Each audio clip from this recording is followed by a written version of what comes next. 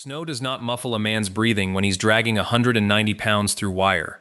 It amplifies it. Somewhere behind a ridge of shattered pine near the German border, a boy not yet 20 is crawling backward through a field seeded with mines, one hand locked around the collar of a sergeant twice his age who told him, 3 days earlier, that he wasn't worth the risk of a single bullet. The sergeant's name is Anselm Voigt. He has spent 11 years in the French Foreign Legion believing that debts owed to other men are a weakness he can't afford. He is bleeding into snow that used to be white, and the last thing he remembers saying, clearly, was an order to leave him. The boy did not follow that order. What happened in the 3 nights before this moment, and the 40 years of silence that followed it, never made it into any after-action report. It survives instead in a name written on the back of unsigned letters, sent for 4 decades to a family who never knew who they were thanking. This is the story of a debt one soldier spent the rest of his life trying, and failing, to pay off out loud. 3 days before any of this, the order came down on a single sheet of carbon paper that smelled like gun oil and someone else's coffee. Voigt read it twice, standing in the doorway of a farmhouse the Legion had borrowed from a family who no longer lived there. 1 officer down, 1 extraction, 12 men to fetch him. He walked the paper to Captain Renaud himself rather than send a runner, because some objections deserved to be made in person. He kept his voice level. He always kept his voice level. He said that a single American pilot, however valuable his maps might be, was not worth the arithmetic. 12 Legionnaires crossing open ground for one man who had, by his own negligence, put himself in a farmhouse full of Germans in the first place.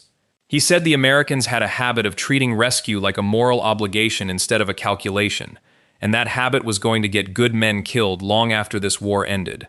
Renaud did not argue back. He simply slid a second sheet across the table, the platoon roster attached to the mission, and let Voigt read the name at the bottom of it himself. Corporal Roscoe Pruitt, attached for local knowledge of the terrain.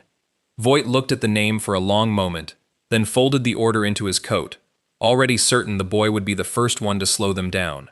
Pruitt showed up at the staging point an hour before dusk, carrying his rifle the way a man carries something he hasn't fully decided he trusts yet. 19 years old, according to his file. Corn country somewhere in Indiana, according to the way he still flinched at outgoing artillery, like it was thunder rather than intention.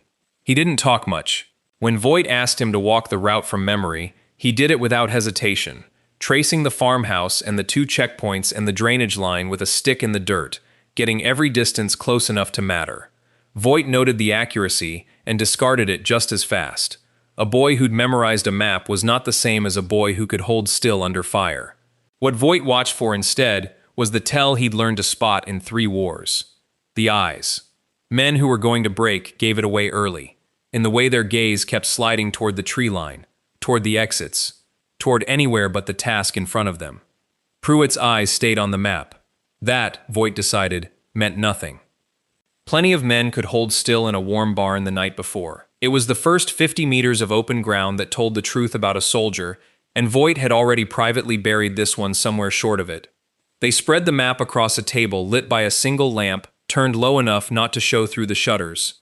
3 checkpoints stood between the staging point and the farmhouse, a bridge crossing manned in rotating 2-hour shifts, a crossroads with a machine gun nest dug into the church cellar, and a final checkpoint close enough to the farmhouse that any noise there would end the mission before it started.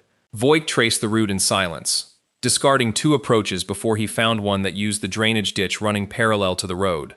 Cold, slow, and exposed only at the final 40 meters.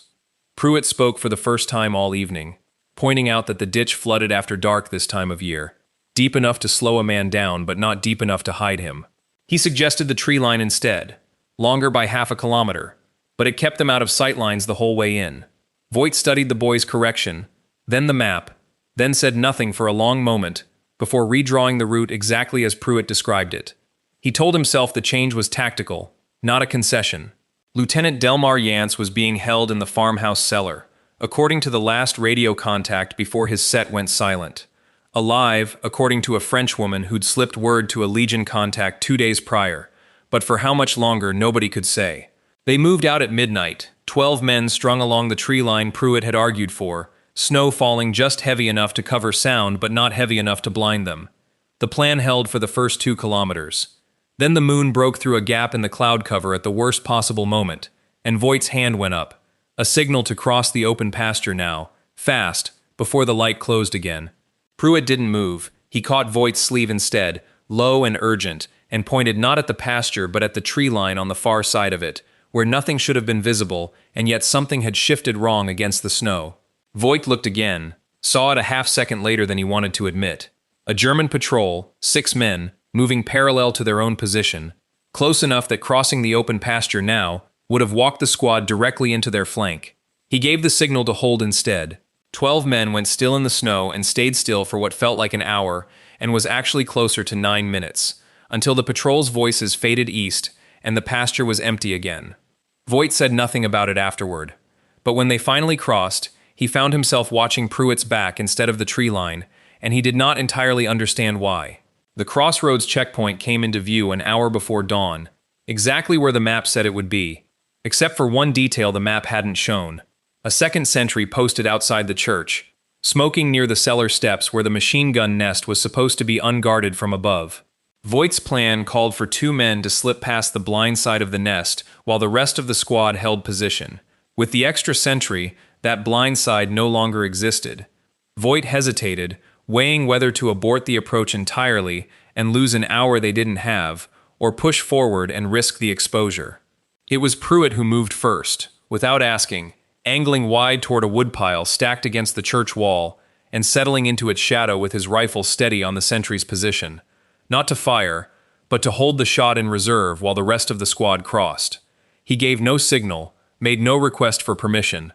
He simply created the margin the mission needed and trusted the squad to use it. They crossed. The sentry never turned. Once clear, Voigt found Pruitt already moving again, rifle down, expression unchanged, as though the decision hadn't cost him anything to make. Voigt filed it away the way he filed away weather and terrain. Useful, noted, unremarkable. He told himself nothing about the boy required revising. He told himself that twice. The farmhouse cellar smelled of root vegetables and old blood.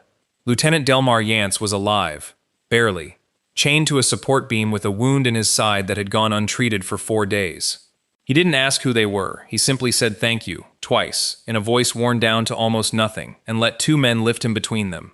They were out within 6 minutes, faster than planned, the Frenchwoman's warning about a guard rotation change proving accurate down to the minute.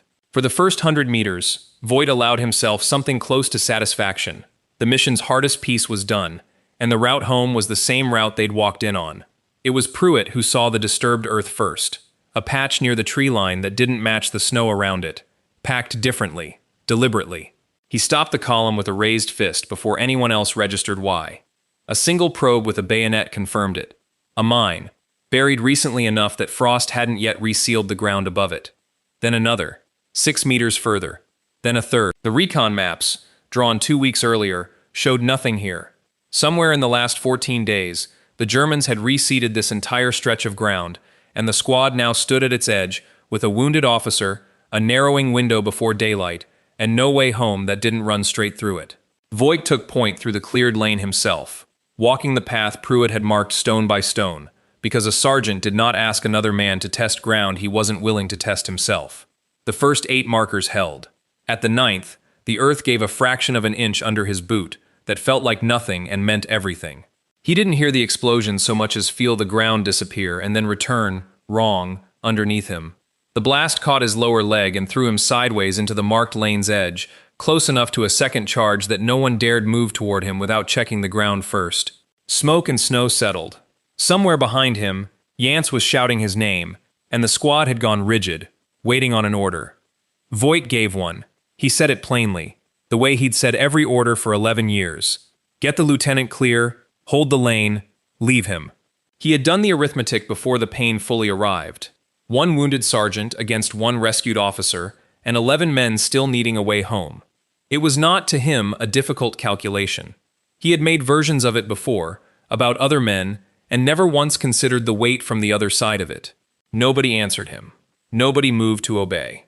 Pruitt was already moving before Voigt finished the order, dropping flat and crawling back into the lane rather than out of it, testing each meter with the same slow patience he'd used to mark it the first time. Voigt told him to stop. Pruitt didn't answer, didn't look up, kept moving with the singular focus of a man who had decided the conversation was already over. He reached Voigt and got an arm under his collar, hauling him backward through snow that had turned red and wouldn't stop turning redder. The going was slow, inch by inch, testing ground that had already proven it would lie to them. Halfway through, a second charge caught the edge of Pruitt's boot. Not the full blast, just enough shrapnel to open his leg from ankle to knee, and he made a sound Voigt would remember for the rest of his life and kept pulling anyway. 600 meters took the better part of an hour. Pruitt never let go of the collar, even when his own legs stopped answering him properly, and he had to drag them both with one working side.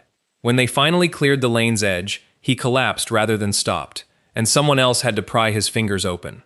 He would never walk without a limp again. He would never fire a rifle in combat again. He did not, in that field, appear to be calculating either cost. Both men survived. Yance made it home to a hospital in Reims and eventually to a desk job in Washington. Voigt kept his leg, though it never fully forgave him. Pruitt was shipped stateside within the month, discharged before spring, and returned to Indiana on a train with a cane he'd need for the rest of his life. Voigt tried, exactly once, to say something to him before the platoon dissolved. He got as far as the boy's name and stopped, unable to finish a sentence that felt too small for what it needed to carry. Pruitt only nodded, as if he understood the sentence anyway, and that was the last time the two men ever stood in the same room. Voigt died in 1987, in a Legion veterans' home outside Marseille, having spent 30 years in uniform and 30 more in silence. It was his solicitor, settling the estate, who found the ledger of payments, small, regular, sent quarterly for 40 years to a farm address in Indiana under a name that belonged to no one, care of a family who had never once questioned where the money came from. They knew only that it always arrived in November, the month Pruitt had come home. Not until the solicitor's letter did anyone learn whose hand had written the very first envelope, or what 600 meters of snow it had been trying, badly, to repay.